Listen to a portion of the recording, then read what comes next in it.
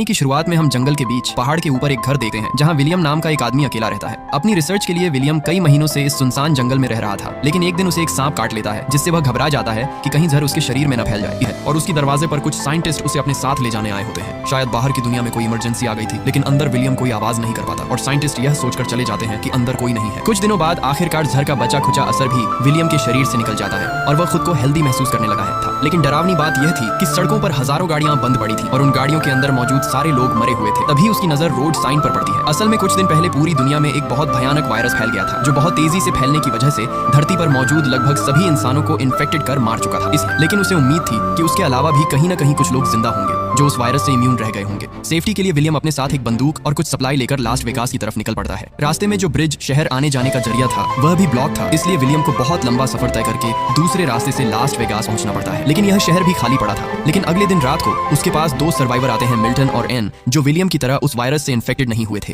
N यहाँ reveal करती है कि उसने वीडियो कॉल पर अपने पति और बच्चे को मरते हुए देखा था, जिसकी वजह से उसकी जीने की उम्मीद ही खत्म हो गई है। अब विलियम कुछ दिनों तक उनके साथ उसी महंगे होटल में रहने लगा है। इतने महंगे और ब्रांडेड कपड़े फ्री में पड़े होने के बावजूद विलियम को अब कुछ भी अच्छा नहीं लगता। ऐसा है, वह गाड़ी बहुत तेज चलाकर शहर से बाहर निकल जाता है। रास्ते में उसे एक कुत्ता दिखाई देता है, जिसे वह अपना साथी बनाकर अपने साथ रख लेता है और उसका नाम लकी रख देता है। इसके बाद वह लाइब्रेरी जाकर कुछ सर्वाइवल बुक्स ले आता है और अपने पुराने घर लौट आता है, जहां अब वह लकी के साथ रहने लगता है। जब लकी दूर एक घर की तरफ देखकर जोर जोर से भौंकने लगता है, विलियम देखता है कि उस घर से धुआं निकल रहा है, तो वह तुरंत गाड़ी लेकर उस जगह की तरफ पहुंचता है। वहां की छत पर एक लड़की बंदूक लेकर उसे डरा देती है। उस लड़की का नाम एमा था, वह भी एक सर्वाइवर थी। विलियम उसे अपने बारे में सब कुछ बताता है, जिससे एमा को यकीन हो जाता है कि विलियम से उसे कोई खतरा नहीं है। उनकी बातचीत से पता चलता है कि दोनों ने ही एक साल से कोई जिंदा इंसान नहीं देखा था। समय के साथ विलियम अपने घर पर सोलर पैनल लगा देता है ताकि उनका घर पूरी तरह से रेडी हो जाए। कुछ ही दिनों बाद एमा प्रेग्नेंट हो जाती है। वह बहुत खुश थी, लेकिन विलियम परेशान था जब एमा की डिलीवरी होती है। वे दोनों इस दिन के लिए बहुत तैयारी कर चुके थे, इसलिए विलियम की मदद से आखिरकार एक हेल्दी बेबी गर्ल पैदा होती है। फिर वह लड़की विलियम की गाड़ी में बैठकर उसके घर तक आती है। वहां पता चलता है कि अब विलियम के दो बच्चे हैं। बड़ी बेटी हीदर के जन्म के 2 साल बाद उनका एक बेटा होता है, जिसका नाम एलेक्स है, और एमा अब तीसरे बच्चे की प्रेग्नेंट है। शायद अब पूरी दुनिया की आबादी यही 2 लोग बढ़ाने वाले हैं। सुबह जब मरीना उसे खाना देने जाती है तो वह लड़की उस पर हमला करने की कोशिश करती है। तब मरीना उसे अपनी कहानी सुनाती है कि कैसे वह जॉर्ज के साथ इधर उधर जिंदा लोगों की तलाश कर रही थी